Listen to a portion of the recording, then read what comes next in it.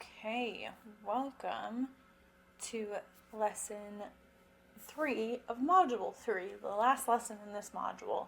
Let's dive right in, shall we? Energy management and physical activity. Optimizing your workouts and daily energy with your human design. Welcome to lesson 3 of the course on energy management and physical activity. In this lesson, we're going to explore how to optimize your workouts and manage your daily energy levels using insights from human design. We'll cover strategies for different human design types, tips for sustaining energy throughout the day, and how to balance activity and rest for optimal performance. Okay, so let's talk about understanding the energy dynamics in each of the 5 human design types. Some of this might be a review of some of the other content that we've covered in other modules, but it's a very important review, so bear with me. It's not going to be a super long lesson. Manifestors. Manifestors have an independent energy and initiate action. They may experience bursts of energy followed by periods of rest. Generators have sustainable energy when engaged in satisfying work. They're doing something that they hate, they're going to burn out quick. They thrive on consistent, steady activity. Manifesting generators have a quick, adaptable energy. They can juggle multiple activities but need to avoid burnout. They have to be very careful of that. Then projectors. They have a focused energy and excel in guiding others. They need regular rest periods to recharge, though. Reflectors have a cyclical energy pattern. Again, reflectors are affected by the cycles of the moon, so their energies are going to follow a cyclical energy pattern. They benefit from varied routine and need time to process experiences. Here's a few quick tips for balancing energy during workouts. So, pacing yourself. Learn to pace yourself according to your human design type's energy patterns. This helps maintain optimal energy levels throughout your workout session. Rest intervals. Incorporate appropriate rest intervals based on your type. This can help prevent burnout and improve overall performance. So this is going to apply to the overall whole week itself, whether you're taking rest days, but also if you're doing, let's say, strength training, the breaks between sets, you're going to make sure that you're optimizing that as well so that you don't overdo it and get too crazy there. And then exercise selection. Choose exercises that align with your current energy levels and human design type. That will absolutely ensure that you're on the right track. This ensures you're working with your natural energy flow and not against it. So even inside of, let's say, I'm going to use generators as an example. I know I do that a lot because I am a generator, so it's obviously the one that's most familiar to me. But for example, one of the things that's suggested for generators as far as workout, because it's a sustained energy output, is jogging or running. I absolutely 100% detest jogging or running, and in fact, most cardio, if I'm being perfectly honest. But you'd think because I'm a generator, that's something that fits for me.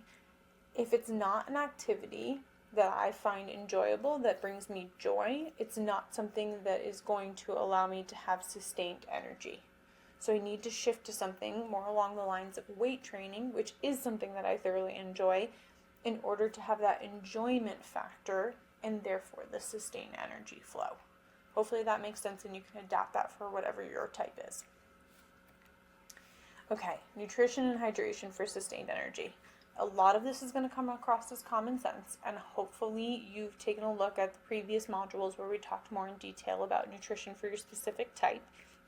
But again, making sure that you're having balanced meals that include all the major macros in there, and if you're interested in having more tailored plan to specifically to your type and to your goals, please do not hesitate to reach out, and we can find a process that works for you there. Proper hydration. Speaking of which, excuse me for a second. Okay, proper hydration. Stay well hydrated We've talked about hydration in previous modules as well. So take a look at the needs of your specific type as far as hydration is concerned. But make sure you're drinking water regularly.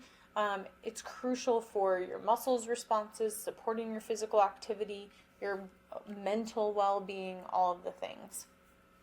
And then incorporate energy boosting foods into your diet. Nuts, seeds, fruits, whole grains, all of those things that can support. Also think foods that are hydrating, leafy greens, that kind of thing as well. Sleep and rest. We've also covered this a little bit in previous modules too, but when we start incorporating more physical activity, this becomes even more important to us. So quality sleep, prioritizing getting adequate quality sleep each night. Good sleep is essential for energy management and overall health. So go back and review the sleep needs for your specific type so that you can adapt and create that quality sleep for yourself. Rest periods. Incorporate regular rest periods into your daily routine. They're going to be short breaks or even longer period of relaxation depending on your human design type's specific needs. And then sleep quality. Improve sleep quality by practicing good sleep hygiene, and by that we mean consistent sleep schedule, the right sleeping environment, so you've set up your room to be peaceful without distractions, you've eliminated blue light as much as possible, you're giving yourself plenty of time to wind down and relax and get into sleep mode before bed. So somewhere around like a half hour or so before bed, you're going to do your sleep routine, brush your teeth, wash your face, whatever it is you do to set yourself up. Turn off all your tech devices and just allow your mind to start to relax and prepare for sleep. Okay, planning active and rest days according to your specific type.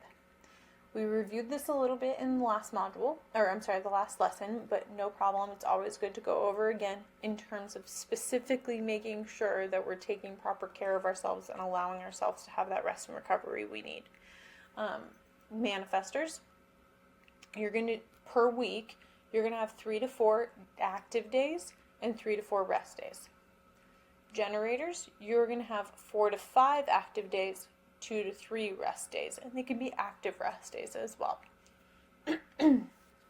Manifesting generators, you're going to have 4 to 5 active days and 2 to 3 rest days as well, just like generators do. Projectors are going to have 3 to 4 active days and 3 to 4 rest days. Now here's where it's going to get a little interesting. Reflectors, it's going to vary for you. I want you to get really in tune and very aware of the cycles of the moon and how that affects you, and align yourself with those. When the moon is waning, you're going to be a little bit more restful. When the moon is full, that's going to be your most active time. So kind of plan things around that a little bit and see how that affects you.